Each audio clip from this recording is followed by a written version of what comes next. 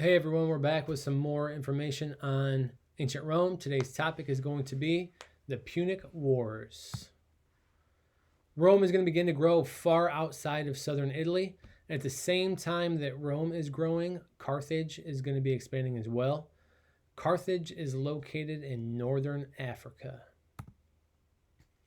I know this map is really blurry. You don't need to be able to read anything on here. The purpose of it is just to show you where these two were at this time. So the red color on this map is going to be Italy, and that's going to be the Romans' territory at this point. And then the purple is going to show Carthage. So not only are they located in northern Africa, but you're going to see them creeping up into Spain on the western side as well. Carthage is going to conquer 3 islands off the coast of Italy. Italy believed that they had the rights to those islands, and neither government could agree on a solution. Since neither side could agree, war was inevitable. Rome had a very powerful army. Carthage had a very powerful navy. In this battle, from the picture on this slide, clearly Popeye would win because Popeye's my favorite. The First Punic War is going to last for 20 years. Carthage was unable to win many land battles, and Rome was unable to win many sea battles. So basically, they were just winning the battles that they were good at. Again, Rome was good on land, Carthage was good on sea. Both sides were losing huge numbers of men. If you're fighting for 20 years, you're obviously going to have a lot of casualties. And neither side was making significant progress. So Carthage decides to give up 1 island to end the fighting. How many did they control? Remember, they had 3 islands. So they give up 1, and basically everybody's happy. The First Punic War can come to an end. Rome agrees, everything's good. However, Rome still actually wants the other 2 islands. They still believe that all 3 belong to them. Carthage wanted Rome to stop expanding towards Africa because they saw that as a threat. So Carthage decided to expand into Iberia. Iberia is Spain today. Spain didn't exist yet, so at that time it's Iberia. So just like that map before that I showed you with the purple, they're going to start creeping their way up into Europe because they weren't happy that Italy was starting to work their way south towards Africa.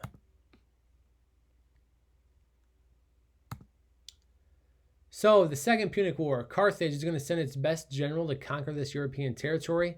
That general was Hamilcar.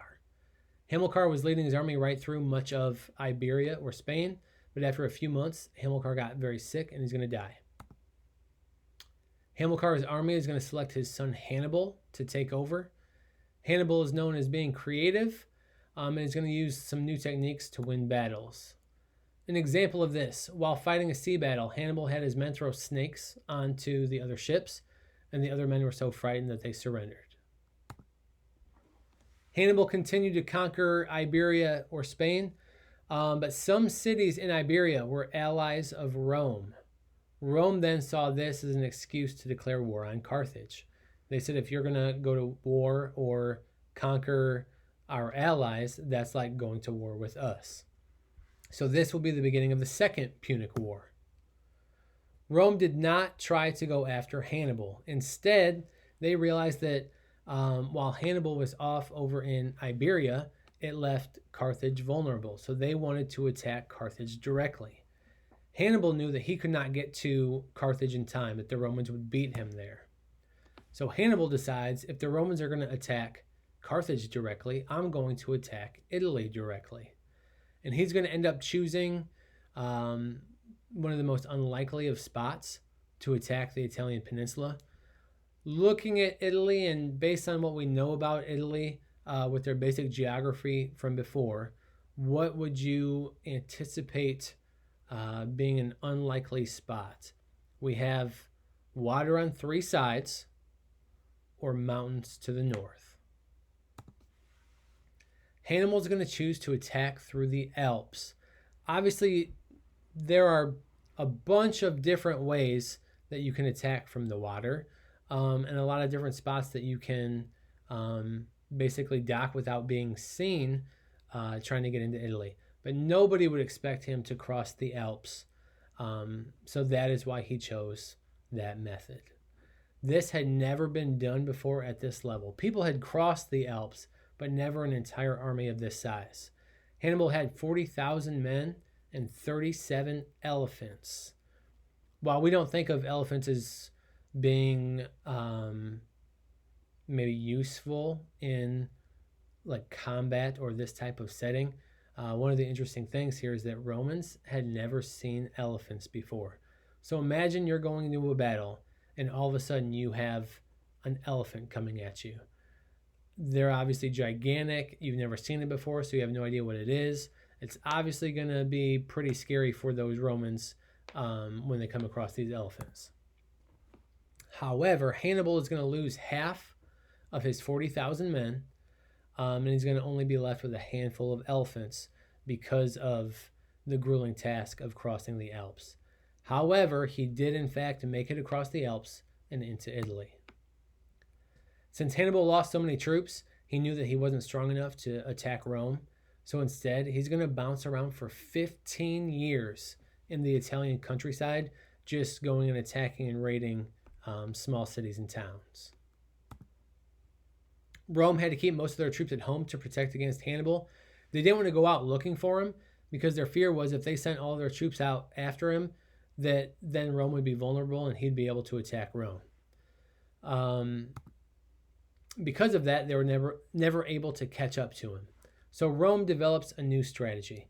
They decided that they were going to attack Carthage directly for a second time. Carthage is worried, so they're going to call for Hannibal's return to protect the city. Before Hannibal can return, Rome surrounds Carthage. They're surrounded. They know they can't win. They surrender. They basically come to an agreement so that Rome does not destroy the city. Carthage had to agree to limit the size of their army and navy. They had to pay a tribute or a tax to Rome. And they had to leave Spain and Italy. So they agree to all of these things. Both sides are content. The Second Punic War should come to an end. However, when Hannibal's troops return, they're going to engage Rome in battle. Rome defeated the troops, but they did not capture Hannibal. Rome is going to make Carthage give up even more as a result of this because they just went back on what they said and they tried to attack them still. Hannibal eventually returns to Spain. Rome was really not focused on Hannibal, but because he was such an annoyance, they still wanted to catch him. And during this time, Carthage is going to grow strong enough to challenge Rome one last time. This leads to the Third Punic War. After a few years of fighting, Rome easily defeats Carthage once again. The Third Punic War is not very eventful. And this time around, they're going to capture every single Carthaginian and sell them into slavery. Then they're going to tear down every single building in Carthage. And to top it off, they're going to spread salt in all of the fields. Spreading salt in the fields is going to make it so that you cannot grow crops for a really, really long time. At this point, Carthage essentially is gone. It no longer exists. There are no people, there are no buildings, and you can't grow crops to sustain life. So they basically turned it into a wasteland. The Romans did take it over. Carthage does still exist today. It's not called Carthage, but that area still has some like areas that are kind of desert-like, but they also have some really large cities as well. All of the people from Carthage were spread throughout Europe, and any sign of Carthage at that point was gone. This is the end of the slideshow for the Punic Wars.